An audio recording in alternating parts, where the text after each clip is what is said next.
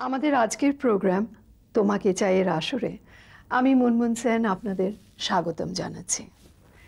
আমাদের এই প্রোগ্রামে আমরা নানান মানুষের সঙ্গে নানান রকমের কথা বলবো, কখনো একটু মিষ্টি, কখনো একটু টক, আর কখনো কখনো একটু ঝাল। আজকে যে ব্যক্তির সাথে আমরা আলাপ করব তাকে বলা যায় একজন মিষ্টি মানুষ, মিষ্টি মন, প্রচণ্ড পড়াশোনা করা আর ভীষণ ভীষণ সাকসেসফুল। তাকে অনেক সময় মুম্বাইয়ের দুর্গাপুজোর প্যান্ডেলে দেখা গেছে বগলে ওয়ার্ডসওয়ার্থের বই, জীবনানন্দ দাশের বই, নানান রকমের বই নিয়ে ঘুরে বেড়াচ্ছেন। এই ভদ্রলোককে কিশোর কুমার আদর করে লুচি তরকারি খাওয়াতেন। তার নাম শর্মিলা ট্যাগর, মৌসুমী চ্যাটার্জি, এত বড় বড় নাম করা অভিনেত্রীদের হিন্দি ফিল্ম ইন্ডাস্ট্রিতে ইন্ট্রোডিউস করিয়েছেন। আজকে আমরা তার কাছে তার গল্প, তার স্ট্রাগল, তার সাকসেসের অনেক কথা শুনতে চাইব। আপনারা বলুন তো, বুঝতে পেরেছেন কার বিষয়ে কথা বলছি? চিনতে পারলেন না তো? শচীন ভৌমিক। শচীনদা, আপনাকে অনেক ধন্যবাদ, আজকে আপনি আসলেন আমাদের প্রোগ্রামে। আপনার বিষয়ে আমরা অনেকেই অনেক কিছু জানি, কিন্তু আপনি ছোটবেলায় কোথা থেকে শুরু করলেন আপনার জীবন, আপনার ক্যারিয়ার, সেই বিষয়ে আমরা কিছু জানি না। আমি জন্মেছি বার্মাতে। বার্মা থেকে আমি এসেছি ঢাকাতে, ঢাকা থেকে আমি এসেছি কলকাতায়, আর এখন আমি বম্বেতে। কলকাতায় আমি মানে স্কুলের পাশ করা থেকে আরম্ভ করে গ্র্যাজুয়েট হওয়া পর্যন্ত ছিলাম। আর আপনার যে লেখা নিয়ে এত নাম, সেই লেখা কি কলকাতায় শুরু করেছিলেন না মুম্বাইতে এসে? না, আমি এখন দুরকম লেখার কথা বলবো। একটা হচ্ছে লিটারেরি সাহিত্য। তো সাহিত্য আমি করতাম করি আমার স্কুল বয়সে, কলকাতায়। কলকাতায় আমি বাচ্চাদের কাগজ মৌচাক বলে একটা কাগজ ছিল, তাতে আমি গ্রাহক গ্রাহিকা সংখ্যায় একটা গল্প লিখেছিলাম। সেই গল্পটা ফার্স্ট প্রাইজ পেয়েছিল 25 টাকা। তো আমার সেই কথা এখনো মনে পড়ে, ঝরা পাতা গল্পটার নাম ছিল। তখন থেকে আমার লেখার দিকে ঝোঁক এবং বই পড়ার দিকে ঝোঁক, এবং বই যত রাইটার তাদের সমস্ত অটোগ্রাফ নেওয়ার জন্য দৌড়দৌড়ি করতাম। বাংলা রাইটার লাইক তারাশঙ্কর বন্দ্যোপাধ্যায়, মানিক বন্দ্যোপাধ্যায়, এদের প্রত্যেককে আমি চিনি। প্রেমেন্দ্র মিত্র আছে আপনার কাছে সেই অটোগ্রাফ? সে অটোগ্রাফগুলো আছে, এবং তাদের সঙ্গে তারপর ব্যক্তিগত পরিচয় হয়ে গেছিলো ন্যাচারালি। আর বাঙালিরা যা করে সেটা হচ্ছে একটা কাগজ বার করা। তা আমি এরকম 2-3 কাগজ বার করেছি যে কোনো অকাল মৃত্যু হয়ে গেছে। আপনার কাছে আছে নিশ্চয়ই সেই কপি? এবং মনের মতো কাগজ, ইস্পাত, এরকম নাম ছিল সেসব কাগজের। সেই কলেজ জীবনে সেসব কাগজ বের করেছি। এবং প্রেমেন্দ্র মিত্র এবং তারাশঙ্কর বন্দ্যোপাধ্যায়, মানিক বন্দ্যোপাধ্যায় এরা আমাকে বিনা ভাষায় গল্প দিয়েছেন তাতে। আর বাংলাদেশের একটা হিরিক, মানে যারা নাকি নতুন লিখতে চায় তারা কাগজ বার করতে চায়, আর রাইটারদের বিনা ভাষায় কাগজে লিখতে হয়। তো সেটা আমার কাগজে হয়েছিল। এবং তাতে প্রেমেন্দ্র একটা ভীষণ ভালো কবিতা দিয়েছিল, একদিন যেও না হারিয়ে হাটবাট নগর ছাড়িয়ে দিশাহারা মাঠে একটি শিমুল নিয়ে আকাশের বেলা যেথা কাটে। আমার এখন মনে আছে আপনার কাগজের জন্য আমাদের কাগজে লিখে দিয়েছে। তারপরে আমি নিজে লিখতে আরম্ভ করি, এবং কবিতাও লিখেছি, গল্পও লিখেছি, গানও লিখেছি। এখন কবিতা লিখেছি তখন আরম্ভ করি, লোকে কবিতা দিয়ে একটু আরম্ভ করে, কবিতা ছাপা হয়েছে কাগজে, নানা কাগজে। তারপর গল্প ছাপা হতে আরম্ভ করলো দেশ পত্রিকা, অন্যান্য বিভিন্ন পত্রিকাতে। তারপরে আমি উপন্যাস লিখেছি। আর গান লিখেছি পরে, সত্যতা বলতে গান লিখেছি। গান গাইতেন আপনি? না, আমি গান গাইতাম না। তার মানে গান শোনাবেন না? গান লিখতেন। তারপরে উপন্যাস? তারপরে উপন্যাস, যে প্রথম উপন্যাস যখন আমি লিখেছিলাম আমার এখনো মনে আছে, তার নাম ছিল নকল দুর্গ। সেই উপন্যাসটা বেসিক্যালি অনেকটা আমার নিজের লাইফের মতো, রেফিউজির উপর গল্পটা ছিল। রেফিউজিরা কী করে আসে, কী করে সংগ্রাম করে কলকাতায়, তারা কত কষ্ট করে তারা সাকসেস হয়, এরকম একটা পজিটিভ অ্যাঙ্গেলের গল্প। সেই গল্পটার কাভার করার জন্য, আমি ইলাস্ট্রেশন করার জন্য আমাদের ইচ্ছে হলো যে মানিকদার কাছে যাই, মানে সত্যজিৎ রায়। সত্যজিৎ রায় তখন ডিজে ক্যামেরায় কাজ করতেন, পথের পাঁচালী করেছেন, অনেক নাম হয়ে গেছে, কিন্তু ছাড়েননি, মানে ইলাস্ট্রেশন করা ছাড়েননি। তো সত্যজিৎ বাবুর কাছে যখন গেলাম তখন উনি বললেন, আচ্ছা তুমি লিখছো? আমি বললাম হ্যাঁ, কী নাম? আমি বললাম নাম শচীন ভৌমিক। আচ্ছা, প্রথম উপন্যাস? আমাকে না, প্রথম উপন্যাস। বলে আচ্ছা, তোমার পাবলিশার দিতে পারবে আমাকে পয়সা? আমি তো 250-300 টাকা নিই। তো পাবলিশার বললো চেষ্টা করবো, এত দিতে পারবো না, একটু কম দেবো। তো সত্যজিৎবাবু বললেন আচ্ছা ঠিক আছে, মানিকদা ডাকতাম আমরা, সবাই ডাকে বলে, ঠিক আছে তুমি বইটা রেখে যাও, ম্যানাস্ক্রিপ্টটা রেখে যাও। আমি রেখে এলাম।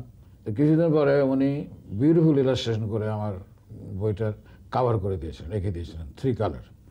অ্যান্ড আমি যা বলিনি তাও করেছেন, প্রত্যেকটা চ্যাপ্টারের আগে একটা স্কেচ করে দিয়েছিলেন। টু মাচ না 300 এর জন্য?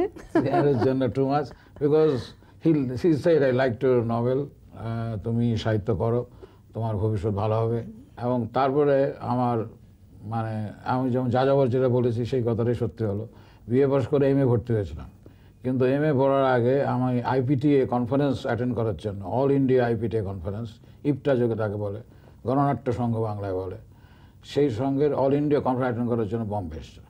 উৎপলদার সঙ্গে নিশ্চয়ই? হ্যাঁ, সেখানে উৎপলদা, তারপরে এখান থেকে শোভা সেন ছিলেন, ঋত্বিক ঘটক ছিলেন, আরও অনেক বাঙালি ছিলেন, হেমাঙ্গ বিশ্বাস ছিলেন, এরা সব বিখ্যাত পরে হয়েছেন, তখনই বিখ্যাত ছিলেন। তারপরে এখানে এসে সলিল চৌধুরীর সঙ্গে, সলিল চৌধুরী অলরেডি বিমলদার সঙ্গে চলে এসেছিলেন, উনি এসেছিলেন সেই ফাংশানে, ভোলার শাহ এসেছিলেন, রাজ কাপুর এসেছিলেন। এদের একটুখানি বামপন্থী ওই দিকে ঝোঁক আছে, সেই জন্য ওরা সব এসেছিলেন এখানে, এদের সঙ্গে সব আলাপ টালাপ হলো আমার। তখন আমি বম্বে টকের একজন ডাইরেক্টর জ্ঞান মুখার্জি, উনি MSc first class first from Allahabad university. সত্যি কথা বলতে কি, বম্বে ফিল্ম ইন্ডাস্ট্রিতে খুব শিক্ষিত কম পাওয়া যায় যারা মানে পরিচালক হয়েছে, আর সেই সময়টা বেশি। সেই সময় এক চেতনানন্দ ছিলেন এমএ পাস, মহেশ কাউল ছিলেন একজন ডাইরেক্টর, উনি এমএ পাস, আর জ্ঞানদা ছিলেন এমএসসি ফার্স্ট ক্লাস ফার্স্ট, আর এস মুখার্জি বলে ছিলেন জ্ঞানদার বন্ধু, উনি এমএসসি ছিলেন। আদারওয়াইজ বেশিরভাগই মানে কম পড়াশোনা জানা লোকই হয়। অ্যান্ড আমার ভাগ্য সেটা যে not a single abusive word he has use in the studio, মানে he was such a respectable man, he was such a well behaved person. তো জ্ঞানদার ইয়েতে আমার অনেক ফল পেয়েছে। জ্ঞানদা আমাকে বলেছিলেন যে তুমি বাঙালি, তুমি আমার জন্য গল্প লিখতে আসতে চাও? আমি বললাম যে আসতে পারি, কিন্তু ওগুলো কিন্তু রিস্ক আছে, কিন্তু তুমি যদি সাকসেসফুল না হও তো তোমাকে কলকাতা ফিরে যেতে হবে। সাকসেসফুল হও, you can reach in the moon. I can say, হ্যাঁ, যে কোথায় থেকে কোথায় যাবে বলতে পারি না, তোমার উপর। তোমার গল্প যদি চলে যায়, তোমার সাফল্য হয়, তাহলে তুমি উপরের দিকে যাবে, না হলে তোমাকে ফেরত যেতে হবে। আমি I will take a chance. আপনারা কিন্তু যাবেন না। ব্রেকের পরে সচিনদার কাছে আরও গল্প শুনবো, কিভাবে মুম্বাইতে এসে স্ক্রিপ্ট রাইটার হিসেবে শুরু করে পরে অনুরাধা ছবি, শর্মিলা ঠাকুরের সাথে কাজ শুরু করা, মৌসুমীর সঙ্গে অনেক অনেক গল্প। বলুন সচিনদা, বম্বেতে এসে প্রথম ছবিতেই খুব নাম করলেন। হ্যাঁ, বম্বেতে এসে সত্যি কথা বলতে গিয়ে that is a, I consider it as a lakh, because আমি জ্ঞানদার কাছে অনেক শিখেছি। জ্ঞানদাই আমাকে প্রথম পরিচালক যে আমাকে স্ক্রিপ্ট রাইটিং সম্বন্ধে শিখিয়েছেন। স্ক্রিপ্ট রাইটিংয়ে মেইন ফ্যাক্টরটা কি? উপন্যাস, ম্যাগাজিনের লেখা, স্ক্রিপ্ট লেখার মধ্যে what was the most important thing? I think the script writing, you see, I have, before I came to Bombay, আমি কলকাতাতে পুডপকিন, আইনস্টাইন এদের সমস্ত বই টই পড়ে নিজেকে তৈরি করছিলাম।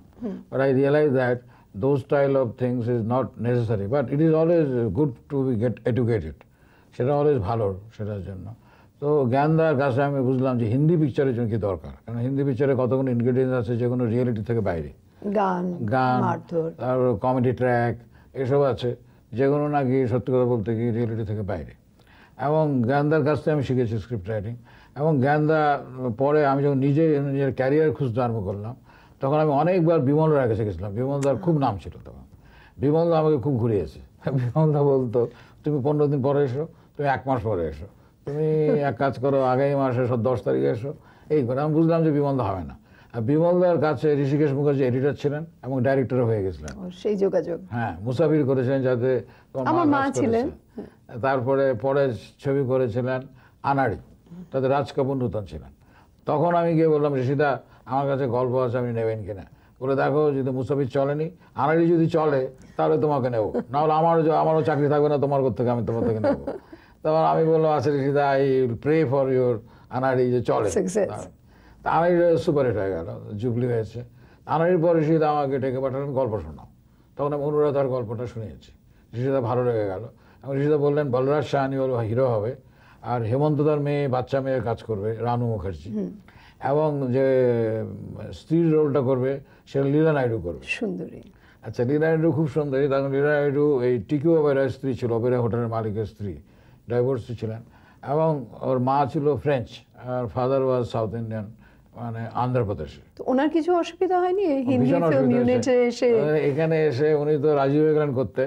আর প্রথম দিন যখন ডায়লগ বললেন তখনই আমাদের অবস্থা কাহিল হয়ে গেল যে ডাব করতে হবে পুরোটা, তার কারণ একবারে হিন্দি বলতে পারে না। She can speak French and she can speak English, but she cannot speak Hindi at all. She even cannot speak her father's language also, Telugu. আর বলরাজ সানি, আমার বলরাজ সানি তো আউটস্ট্যান্ডিং পারফরম্যান্স, ভীষণ সুন্দর পুরুষ। এখন তারপরে ওরা দুজন, কিন্তু আমরা ডাবিং করিনি, ওনাকে দিয়ে কারেক্ট করে করে করে ছবিটা হয়ে গেল। ছবিটা রিলিজ হওয়ার পরেই হিট হয়ে গেল, সুপারহিট হয়নি কিন্তু হিট হয়েছিল, হিট হয়ে গেল। এবং তখন দেখা গেল যে অল ইন্ডিয়া গভর্নমেন্ট থেকে গভর্নমেন্ট অ্যাওয়ার্ড দেয় একটা, স্বর্ণকমল অ্যাওয়ার্ড বলে, গোল্ড মেডেল বলে, সে গোল্ড মেডেল অ্যাওয়ার্ড পেয়ে গেল এই ছবিটা। ছবিটা পেল, আপনি নয়? হ্যাঁ, অনুরাধা পিকচার, মানে the film it still got that gold medal. তারপরে কিছুদিন পরে একটা চিঠি এলো যে the film has been selected for Berlin film festival as a Indian entry. আপনি এত সাকসেসফুল হলেন বলে কি আপনার সিলেকশন অফ আর্টিস্ট আপনার উপরে ছেড়ে দেওয়া হয়েছিল? না, সত্যি কথা বলতে কি, I was worked with always a better crowd of producers, not নতুন টাইপের প্রডিউসার যারা আসলে মানে জুয়া খেলতে আসে, সেই রকম শর্মিলা ঠাকুরকে কে আনলো ছবিতে? আমি এনেছিলাম শর্মিলা ঠাকুরকে। আমি 3 কন্যাকে এনেছিলাম। তারপর আমি একটা আর্টিকেল লিখেছিলাম দেশ পত্রিকায়, সেটা হচ্ছে Sharmila Tagore in Hindi films, Jaya Bhaduri in Hindi films, আর একজন হচ্ছে রূপা গাঙ্গুলি। তো সত্যি বলতে কি, শর্মিলা খুব নাম করে ফেলেছিল, জয়া প্রচণ্ড নাম করেছে, কিন্তু রূপা গাঙ্গুলি অতটা করতে পারেনি, মহাভারত ছাড়া অতটা করতে পারেনি। But that is all in the game, কিছু করার নেই তাতে। তো Rinku, of course, honestly speaking, Rinku became famous also by my script as your protege, because কাশ্মীরি গার্লি, ইভিনিং ইন প্যারিস, আমার লেখা ইভিনিং ইন প্যারিস, এবং অন্য আরও ছবি পেয়েছিল, তাতে অত নাম হয়নি। আরাধনার পর খুব নাম হয়ে গেল। Aradhana is one of the best script and best film which ran for 100 weeks in so many places. আরাধনার পর শর্মিলা ঠাকুর ভীষণ নাম হয়ে গেল। I was also feel proud about the fact that I brought her and she has made. এতগুলো অ্যাক্ট্রেসদের মধ্যে she your favourite? Yes, she is at that time I was my favorite. আপনি মৌসুমীকেও বোধহয় ইন্ট্রোডিউস করেছিলেন? না, মৌসুমীকে হেমন্ত দা ইন্ট্রোডিউস করেছে, আমি করিনি। তনুজা, কাজল? একটা ইন্টারেস্টিং বাত এই তনুজা সম্বন্ধে। তনুজার প্রথম ছবি, তনুজার জীবনের, ওর মা ডাইরেক্ট করেছিলেন, হামারি বেটি বলে। আচ্ছা। আর সেকেন্ড ছবি আমি লিখেছিলাম, মেম দিদি। Again Hrishikesh Mukherjee director and Salil Chowdhury was music director. Mem দিদিতে তনুজার লাইফের সেকেন্ড পিকচার, অ্যান্ড দেন কাজলের লাইফের first hit and second hit আমি লিখেছি, তার মেয়ে। ফার্স্ট হিট ইজ এ দিল লাগি বলে একটা ছবি, যেটা আসলে সাবরিনার গল্প। তাতে সেই ছবিটা ও কাজল করেছিল, সুপারহিট হয়ে গেছিল।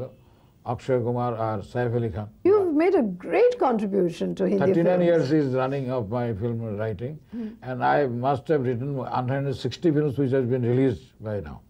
The last 2 hits are... And অনেক লিরিক্সও লিখেছেন আপনি? লিরিক্স হিন্দি ছবির জন্য লিখেছি। পঞ্চমদার জন্য? পঞ্চমদার জন্য লিখেছি। আর ডি বর্মনের পুজোর গান আমি অনেক লিখেছি বাংলায়। বাংলায়, আর সেগুলো সব হিট হয়েছে। সেগুলো হিন্দিতে করে ও আবার অনেক হিট ছবিতে দিয়েছে, সেই শ্যুটটুকু আর কি। আর ডি বর্মনের সঙ্গে আমার খুব বন্ধুত্ব ছিল, এই হয়েছে। We had a very good group at that time.